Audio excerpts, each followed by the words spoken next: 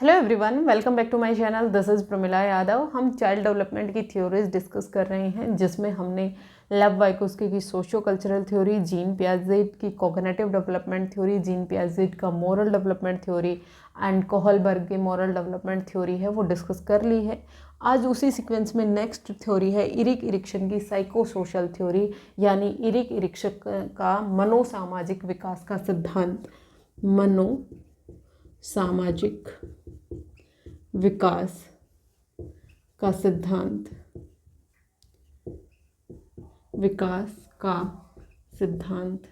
देखिए, जो इरिक इरिक्शन है वो मेनली मनुष्य की पर्सनैलिटी, बच्चे के व्यक्तित्व के विकास की बात करते हैं कि किस तरह से बच्चे की पर्सनैलिटी है, जो व्यक्तित्व है वो डेवलप होता है। ये कहते हैं कि जब मनुष्य जन्म लेता है, जन्म से लेकर मृत्यु तक मनुष्य की पर्सनैलिटी है उसका डेवलपमेंट होता रहता है, उसका विकास होता रहता है। आपको याद रखना है, इन्होंने मनुष्य की जो पर्सनैलिटी का डेवलपमेंट है वो कहाँ से कहाँ तक माना है, जन्म से लेकर मृत्यु तक मनुष्य के व्यक्तित्व का जो विकास है वो होता रहता है। इन्होंने जो मनुष्य का व्यक्तित्व है, मनुष्य की जो पर्सनैलिटी है, उसके डेवलपमेंट के लिए 8 स्टेजेस दिए हैं। इन्होंने कितने स्टेजेस की बात की है? 8 स्टेजेस की बात की है।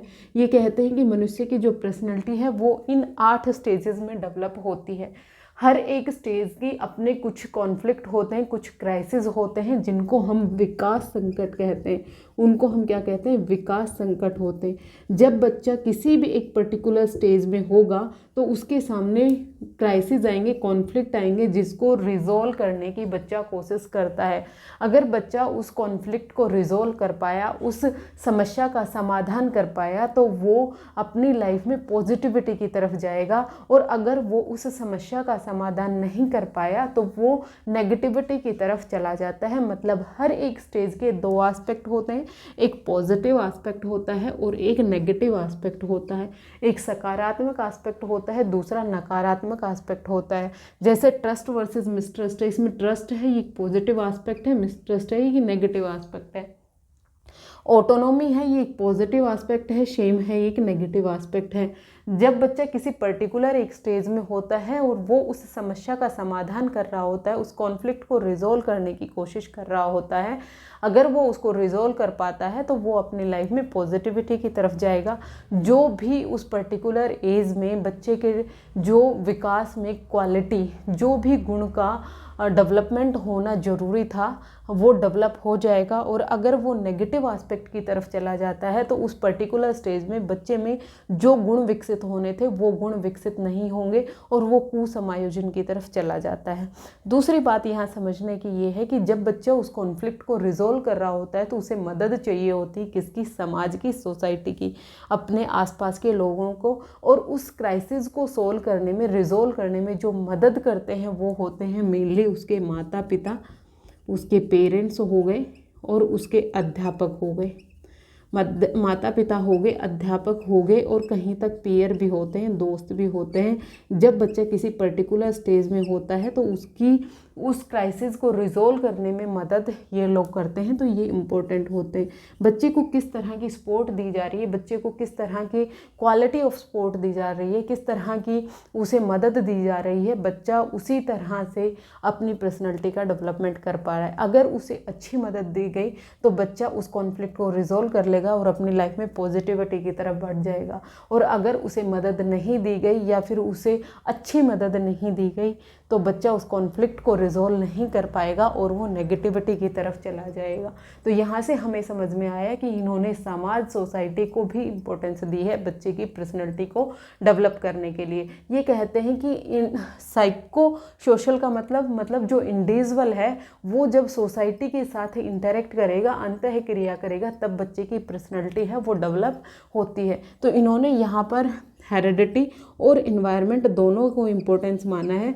ये कहते हैं कि हेरिडिटी और इन्वायरमेंट दोनों ही बच्चे की व्यक्तित्व को डेवलप करने में मदद करते हैं। जो इरिक इरिक्शन है, इन्होंने कुछ टाइम तक सिगमंड फ्रॉइड के साथ काम किया था, फिर इन्होंने सिगमंड फ्रॉइड को छोड़ दिया, क्योंकि सिगमंड फ्रॉइड कहते हैं कि बच्चे की जो व्यक्तित्व है, बच्चे का जो पर्सनैलिटी है, वो सेक्सुअल एनर्जी, सेक्सुअल अर्ग द्वारा संचालित किया जाता है। और उन्होंने अपनी जो थ्योरी है उनमें 5 स्टेजेस की बात की है। वो कहते हैं कि बच्चे की जो पर्सनैलिटी है, बच्चे का जो व्यक्तित्व है, वो एडोलेसेंस तक ही डेवलप हो जाता है, यानी किशोर अवस्था तक ही बच्चे की जो पर्सनैलिटी शेप लेनी होती है वो पर्सनैलिटी शेप ले चुकी होती है। उसके बाद उसके व्यक्तित्व में कोई चेंज नहीं होता। लेकिन इरिक एरिक्सन मानते हैं कि बच्चे का जो व्यक्तित्व है, किसी भी मनुष्य का जो व्यक्तित्व है, वो जन्म से लेकर मृत्यु तक चेंज होता रहता है, पर्सनैलिटी में चेंज होते रहते हैं।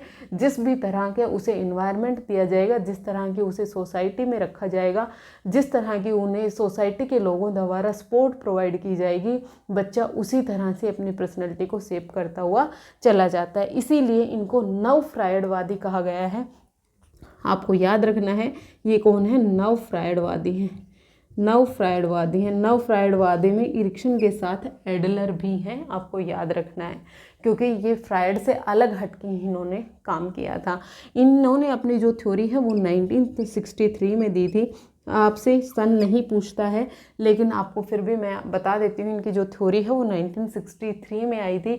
और इनकी एक बुक भी थी, इम्पोर्टेंट बुक थी, जिस बुक का नाम है चाइल्डहुड एंड सोसाइटी।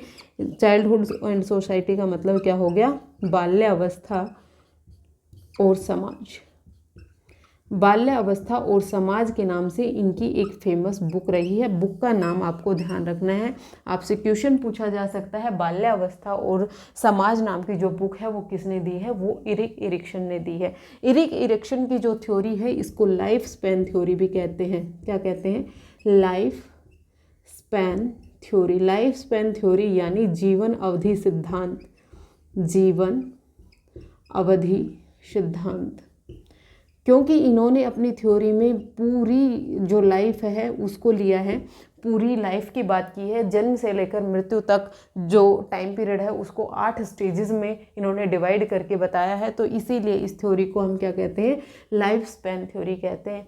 जो इरिक्सन है इनको ईगो साइकोलॉजिस्ट भी कहा गया है। इरिक्सन को क्या कहा गया है, ईगो साइकोलॉजिस्ट, ईगो साइकोलॉजिस्ट भी कहा गया है, अहम मनोवैज्ञानिक कहा गया है। ये अहम को इम्पोर्टेंस देते हैं, इसीलिए इनको ईगो साइकोलॉजिस्ट कहा गया है। जब मैं आपको स्टेजेस बताऊंगी तब मैं आपको बताऊंगी इन्होंने ईगो को कैसे इम्पोर्टेंस दी है। अभी आपको ये याद रखना है, इनको ईगो साइकोलॉजिस्ट भी कहा गया है। फिर उसके अलावा हम बात करें, इन्होंने 8 स्टेजेस की बात की है। आपसे क्वेश्चन है वो सीक्वेंस से पूछा जा सकता है कि पहले कौन सी स्टेज आएगी, फिर उसके बाद दूसरी स्टेज कब आएगी, तीसरी स्टेज कब आएगी, आपको सीक्वेंस से याद रखना है। सबसे पहले इरिक एरिक्सन ने साइको सोशल थ्योरी में ट्रस्ट वर्सेस मिसट्रस्ट स्टेज दी। फिर उसके बाद autonomy versus shame and doubt, जिसको हम स्वायत्ता बनाम लज्जा या शर्म भी कहते हैं। इनिशिएटिव वर्सेस गिल्ट, पहल बनाम अपराध बोध। इंडस्ट्री वर्सेस इन्फीरियरिटी, उद्योग बनाम हीनता। आइडेंटिटी वर्सेस रोल कन्फ्यूजन, पहचान बनाम श्रम। ये क्वेश्चन बहुत बार पूछा गया है कि आइडेंटिटी वर्सेस रोल कन्फ्यूजन है, ये कौन सी स्टेज में आता है, ये एडोलेसेंस में आता है, ये किशोर अवस्था में आता है। कब आता है, ये किशोर अवस्था में आता है, जब बच्चा 12 से 18 वर्ष का होता है। आपसे टाइम पीरियड पूछ लिया जाता है, कार्यकाल पूछ लिया जाता है कि ये जो पर्टिकुलर स्टेज है इसका कार्यकाल क्या होगा, इसका टाइम पीरियड क्या होगा। फिर उसके बाद आता है इंटीमेसी वर्सेस आइसोलेशन, यानी अंतरंगता बनाम अलगाव। फिर generativity versus stagnation and integrated versus despair. जो मेन आपके क्वेश्चन बनते हैं ये 5 स्टेजेस से ही बनते हैं। इसके बाद की स्टेजेस आपसे आज तक एग्जाम में नहीं पूछी गई हैं और पूछी भी नहीं जाएंगी। ये 5 स्टेजेस आपको याद रखनी है सीक्वेंस से, क्योंकि सीक्वेंस पूछता है आपसे। आपको ये याद रखना चाहिए कि इसका जो टाइम पीरियड है वो क्या होगा। ट्रस्ट वर्सेस मिसट्रस्ट है, ये बर्थ से लेकर जन्म से लेकर 18 मंथ तक होती है। जब बच्चा जन्म लेता है, जन्म से लेकर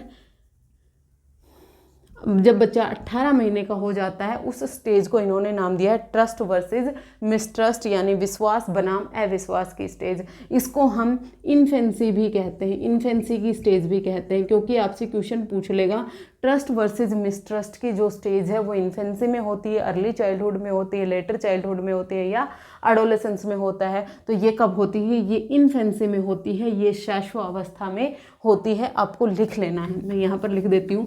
पहली स्टेज है ये कहाँ आएगी? इन्फेंसी में आएगी, जब बच्चा जन्म से लेकर 18 माह का होता है। फिर दूसरी स्टेज आती है autonomy versus Shem and doubt. Autonomy versus Shem and doubt ये दूसरी स्टेज है, जब बच्चा 18 महीने से लेकर 3 साल तक रहेगा। 18 मंथ से लेकर 18 माह से लेकर 3 वर्ष तक का जो उम्र रहेगी वो बच्चा की autonomy versus Shem and doubt की रहेगी, और इसको हम बोलते हैं, ये अर्ली चाइल्डहुड कहते हैं। हम इसे हम अर्ली चाइल्डहुड कहते हैं, यानी प्रारंभिक बाल्यावस्था की जो स्टेज होगी वो autonomy versus shame and doubt होगी। फिर थर्ड स्टेज आती है इनिशिएटिव वर्सेस गिल्ट। इसको हम प्री स्कूल एज कहते हैं। क्या कहते हैं? Pre school age, pre school age. फिर उसके बाद इंडस्ट्री वर्सेस इन्फीरियरिटी है, इसको हम कहते हैं स्कूल एज, स्कूल एज। और आइडेंटिटी वर्सेस रोल कन्फ्यूज़न है, ये कब आ जाएगी? आपकी किशोर अवस्था आ जाएगी, यानी एडोलेसेंस आ जाएगी, एडोलेसेंस। ये आपको याद रखना है। इन्फेंसी में trust versus mistrust, early childhood autonomy versus shame and doubt, pre school age initiative versus guilt, school age industry versus inferiority, adolescence identity versus role confusion. और फिर ये लास्ट वाली जो तीनों स्टेजेस होती हैं ये मैच्योरिटी की होती हैं, ये परिपक्वता की होती हैं, परिपक्वता की होती हैं। ये पांचों इंपॉर्टेंट हैं, पांचों आपको याद रखनी है सीक्वेंस के साथ। इसका टाइम पीरियड आपको पता होना चाहिए कि जो विश्वास बनाम अविश्वास है ये जन्म से 18 महीने तक होती है, स्वायत्तता बनाम लज्जा 18 से 3 वर्ष तक होती है, पहल बनाम अपराध बोध 3 से 6 वर्ष तक होती है, उद्योग बनाम हीनता है ये 6 से 12 वर्ष तक होती है, और पहचान बनाम श्रम है ये 12 से 18 वर्ष तक का कार्यकाल इसका होता है। आपको जरूर से याद रखना है। मोस्टली जो क्वेश्चन पूछे गए हैं मैं आपको एक बार फिर से बता दूं। सबसे इजी और सबसे पहला क्वेश्चन पूछा जाता है साइको सोशल थ्योरी के जनकदाता कौन है, जन्मदाता कौन है, इसके जनक कौन है, इसके फाउंडर कौन है? तो ये हैं इरिक इरिक्सन साहब। पहला क्वेश्चन बहुत बार जो पूछा गया है। दूसरा क्वेश्चन आपसे पूछा जा सकता है लाइफ स्पैन थ्योरी किसने दी है? तो वो भी इरिक इरिक्सन ने दी है, क्योंकि इसी थ्योरी का दूसरा नाम है। फिर उसके बाद आपसे क्वेश्चन पूछा जाता है इस बुक से कि इरिक इरिक्सन की बुक का नाम क्या है? बाल्यावस्था और समाज, चाइल्डहुड एंड सोसाइटी। फिर उसके बाद इन्होंने अपनी जो थ्योरी है उसमें कितनी स्टेजेस की बात की है, या फिर आपसे पूछेगा अपनी थ्योरी में 8 स्टेजेस की बात किस साइकोलॉजिस्ट ने की है? तो वो इरिक इरिक्सन ने की है। फिर उसके बाद ये 5 स्टेजेस से क्वेश्चन पूछे जाते हैं कि ये इनमें से आपको ऑप्शन दे देगा और पूछेगा कौन सी ये स्टेज है या फिर नहीं है। तो सभी स्टेज के आपको नाम याद रखने हैं। फिर आपसे सीक्वेंस से पूछ लेगा कि क्या पहले autonomy versus shame and doubt आएगा या फिर ट्रस्ट वर्सेस मिसट्रस्ट आएगा। तो आपको इसको सीक्वेंस याद रखनी है। पहले ट्रस्ट वर्सेस मिसट्रस्ट आएगा, autonomy versus shame and doubt आएगा, फिर इनिशिएटिव वर्सेस गिल्ट आएगा, फिर इंडस्ट्री वर्सेस इन्फीरियरिटी आएगी, फिर आइडेंटिटी वर्सेस रोल कन्फ्यूजन आएगा, और फिर इसके बाद आपको टाइम पीरियड याद रखना है। इरिक्सन कहते हैं कि जब बच्चा किसी भी पर्टिकुलर स्टेज में होता है उसके सामने क्राइसिस आते हैं, कुछ कॉन्फ्लिक्ट आते हैं, उस कॉन्फ्लिक्ट को बच्चा रिजोल्व करने की कोशिश करता है। और जब वो उसको रिजोल्व करने की कोशिश करता है तो उसकी सोसाइटी, उसके समाज के आसपास के लोग हैं वो उस कॉन्फ्लिक्ट को रिजोल्व करने में उसकी मदद करते हैं। अगर वो उस कॉन्फ्लिक्ट को रिजोल्व कर पाया तो वो अपनी लाइफ में पॉजिटिविटी की तरफ चला जाएगा, और अगर वो उस कॉन्फ्लिक्ट को रिजोल्व नहीं कर पाया तो वो नेगेटिविटी की तरफ चला जाएगा। हर एक स्टेज का अपना एक वर्च्यू होता है। जैसे ट्रस्ट वर्सेस मिसट्रस्ट है, इसका वर्च्यू होता है होप, आशा होती है। अगर बच्चे में कॉन्फ्लिक्ट को सॉल्व कर पाया तो बच्चे में आशा डेवलप होगी, वो लाइफ को लेकर पॉजिटिव रहेगा, वो आशावादी रहेगा। लेकिन अगर बच्चे में ट्रस्ट डेवलप नहीं हो पाया और मिसट्रस्ट डेवलप हो गया, अविश्वास डेवलप हो गया, तो उसकी लाइफ में आशा है वो डेवलप नहीं हो पाएगी, वर्च्यू डेवलप नहीं हो पाएगा। नेक्स्ट क्लास में हम हर एक स्टेज का डिटेल में डिस्कशन करेंगे कि ट्रस्ट वर्सेस मिसट्रस्ट की कैरेक्टरिस्टिक क्या होती हैं, autonomy versus shame and doubt में क्या कैरेक्टरिस्टिक होती हैं। ये एक बेसिक आइडिया था साइको सोशल डेवलपमेंट थ्योरी का। मेनली अगर ईजी क्वेश्चन आपसे एग्जामिनर पूछना चाहता है तो इसी क्लास से आपसे क्वेश्चन बन जाएंगे। यहाँ से क्वेश्चन बहुत कम पूछे गए हैं थ्योरीज से, लेकिन जो आपका नाम ही पूछा जाता है कि क्या ये इस स्टेज में है, क्या ये 8 स्टेजेस में एक नाम है, और उस स्टेज में ये जो इम्पोर्टेंट है ट्रस्ट वर्सेस मिसट्रस्ट है, ये इन्फेंसी की स्टेज, इन्फेंसी जब होती है बच्चे में तब ट्रस्ट वर्सेस मिसट्रस्ट होता है, ऑटोनॉमी अर्ली चाइल्डहुड में होती है, pre school age initiative versus guilt, important है, बहुत बार पूछा गया। एडोलेसेंस तो ना जाने कितनी बार हर एक एग्जाम में रिपीटेडली पूछा गया है। नेक्स्ट क्लास में हम हर एक स्टेज का डिस्कशन करेंगे कि अलग अलग स्टेज में क्या क्या करेक्टरिस्टिक होती हैं। आज के लिए इतना ही, मिलते हैं नेक्स्ट क्लास में फिर से। Thank you very much.